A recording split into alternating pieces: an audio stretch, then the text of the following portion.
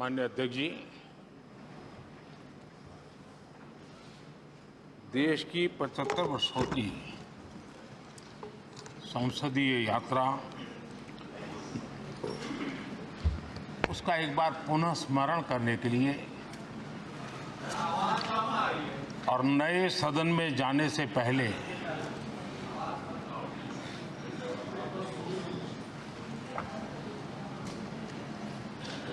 उन प्रेरक पलों को, इतिहास की महत्वपूर्ण घड़ी को स्मरण करते हुए आगे बढ़ने का ये अवसर है। हम सब इस ऐतिहासिक भवन से विदा ले रहे हैं। आजादी के पहले ये सदन इंपीरियल लेजिस्लेटिव काउंसिल का स्थान हुआ करता था। आजादी के बाद ये संसद भवन के रूप में उसको पहचान मिली। ये सही है, इस इमारत के निर्माण करने का निर्णय विदेशी शासकों का था, लेकिन ये बात हम न कभी भूल सकते हैं और हम गर्व से कह सकते हैं कि इस भवन के निर्माण में पसीना मेरे देशवासियों का लगा था, परिश्रम मेरे देशवासियों का लगा था और पैसे भी मेरे देश के लोगों के।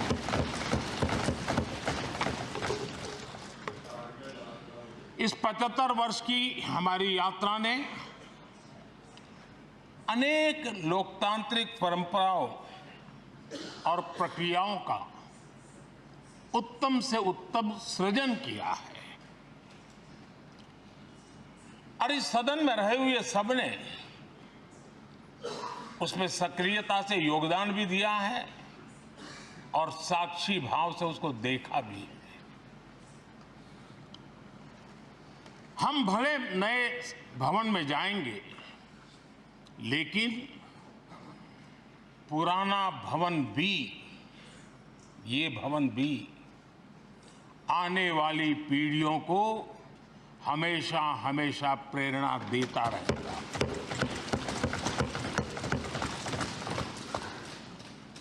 ये भारत के लोकतंत्र की स्वर्णिम यात्रा का एक महत्वपूर्ण अध्याय, जो सारी दुनिया को भारत की रगों में लोकतंत्र का सामर्थ्य कैसे है, इसका परिचित कराने का काम इस इमारत से होता रहेगा। आदरणीय अध्यक्ष जी, अमृतकाल की प्रथम प्रभा का प्रकाश राष्ट्र में एक नया विश्वास, नया आत्मविश्वास, नया उमंग, नए सपने, नए संकल्प और राष्ट्र का नया सामर्थ्य उससे भर रहा है। चारों तरफ आज भारतवासियों की उपलब्धि की चर्चा हो रही है और गौरव के साथ हो रही है। ये हमारे 75 साल के संसदीय इतिहास का एक सामूहिक प्रयास का परिणाम है, जिसके कारण विश्व में आज वो गूंज सुनाई दे रही है। आदरणीय अध्यक्ष जी, चंद्रयान 3 की सफलता न सिर्फ पूरा भारत, पूरा देश अभिभूत है और इसमें भारत के सामर्थ्य का एक नया रूप जो आधुनिकता से जुड़ा है, जो विज्ञान से जुड़ा है, जो टेक्नोलॉजी से जुड़ा है, जो हमारे वैज्ञानिकों के सामर्थ्य से जुड़ा है, जो 140 करोड़ देशवासियों के संकल्प की शक्ति से जुड़ा हुआ है, वो देश और दुनिया पर एक नया प्रभाव पैदा करने वाला है। ये सदन और इस सदन के माध्यम से मैं फिर एक बार देश के वैज्ञानिकों और उनके साथियों को कोटि कोटि बधाइयां देता हूं, उनका अभिनंदन करता हूं।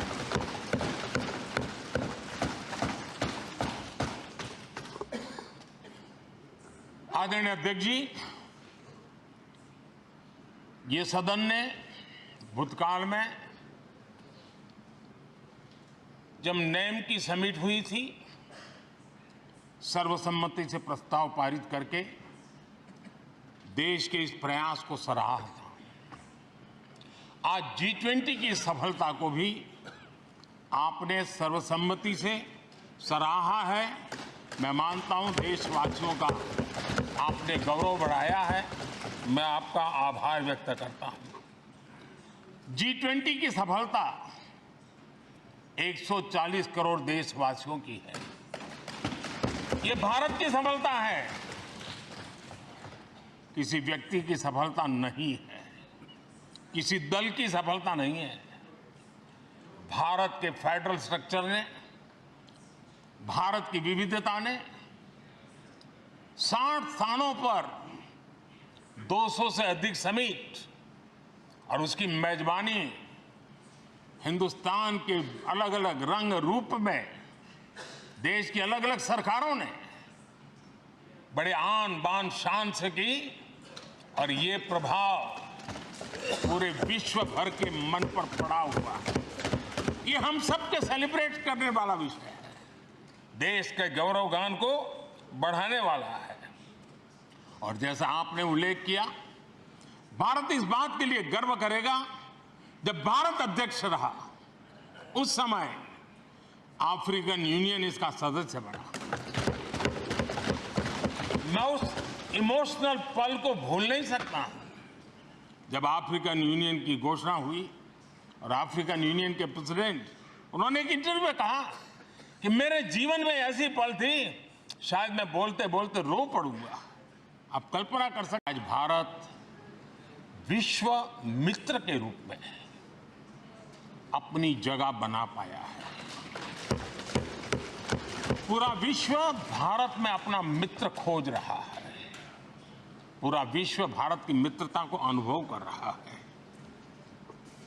और उसका मूल कारण है हमारे जो संस्कार है, वेद से विवेकानंद तक जो हमने पाया है।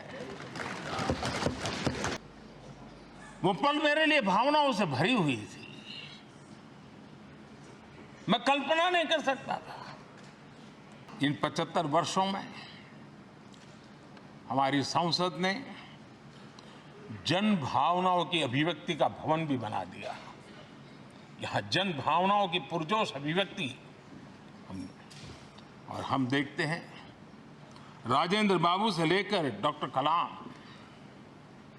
रामनाथ कोविंद और अभी द्रौपदी मुर्मू जी, इन सब के संबोधन का लाभ हमारे सदनों को मिला है, उनका मार्गदर्शन मिला है। आदरणीय अध्यक्ष जी, पंडित नेहरू जी, शास्त्री जी, वहां से लेकर के अटल जी, मनमोहन सिंह जी तक एक बहुत बड़ी श्रृंखला जिसने इस सदन का नेतृत्व किया है और सदन के माध्यम से देश को दिशा दी है, देश को नए रंग रूप में ढालने के लिए उन्होंने परिश्रम किया है, पुरुषार्थ किया है। आज उन सब का गौरवगान करने का भी अवसर है। आदरणीय अध्यक्ष जी,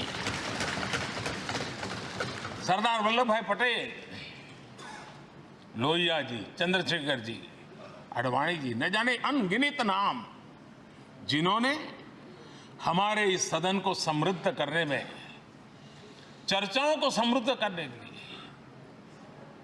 देश के सामान्य से सामान्य व्यक्ति की आवाज को ताकत देने का काम इस सदन में किया है। विश्व के भी अनेक राष्ट्राध्यक्षों ने हमारे इन सदनों को संबोधित करने का भी अवसर आए हैं और उनकी बातों में भी भारत के लोकतंत्र के प्रति आदर का भाव व्यक्त हुआ है। आदरणीय अध्यक्ष जी, उमंग उत्साह के पल के बीच भी कभी सदन की आंख से आंसू भी बहे। ये सदन दर्द से भर गया जब देश को 3 अपने प्रधानमंत्री उनको अपने कार्यकाल में ही खोने की नौबत आई। नेहरू जी, शास्त्री जी और इंदिरा जी। तब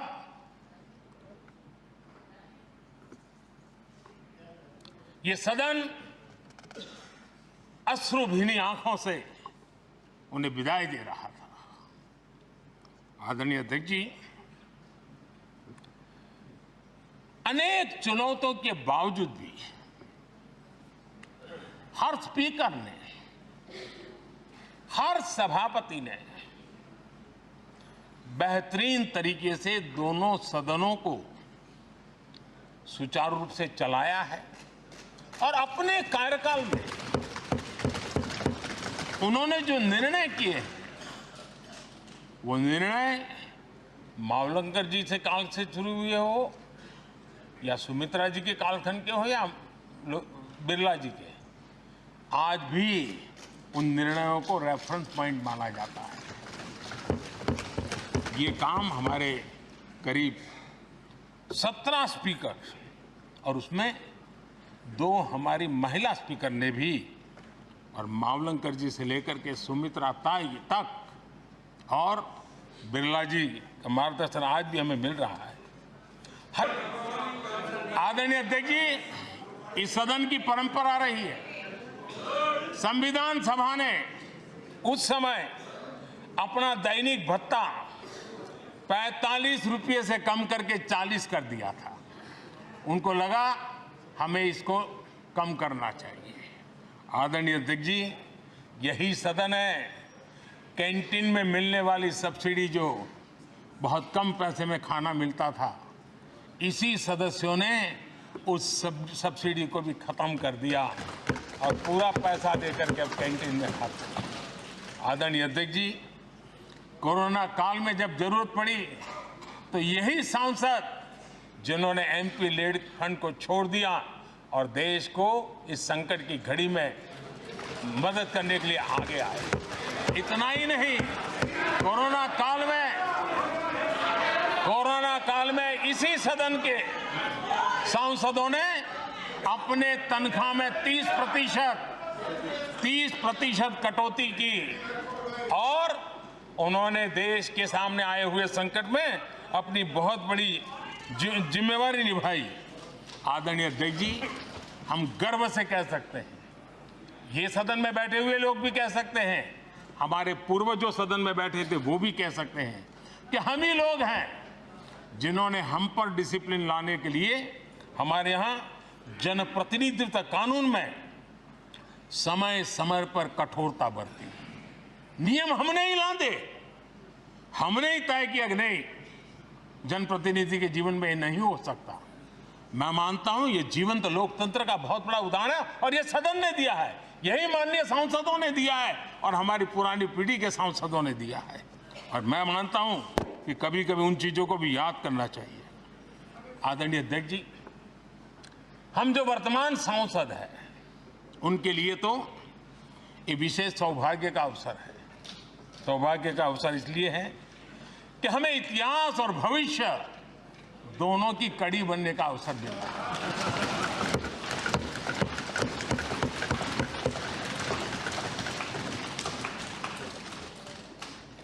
कल और आज से जुड़ने का हमें अवसर मिल रहा है और आने वाली कल निर्माण करने का एक नया विश्वास, नया उमंग, नए उत्साह के साथ हम यहां से विदाई लेने वाले हैं। आदरणीय अध्यक्ष महोदय, आज का दिवस सिर्फ और सिर्फ इस सदन के सभी 7,500 जनप्रतिनिधि रह चुके हैं उनके गौरवगान का पल है। इन दीवारों से हमने जो प्रेरणा पाई है, जो नया विश्वास पाया है, उसको लेकर जाने का है। बहुत सी बातें ऐसी थी जो सदन में हर किसी की ताली की हकदार थी, लेकिन शायद राजनीति उसमें भी आड़े आ रही है। नेहरू जी के योगदान का गौरवगान अगर इस सदन में होता है, कौन सदस्य होगा जिसको ताली बजाने का मन न कर जाए। लेकिन उसके बावजूद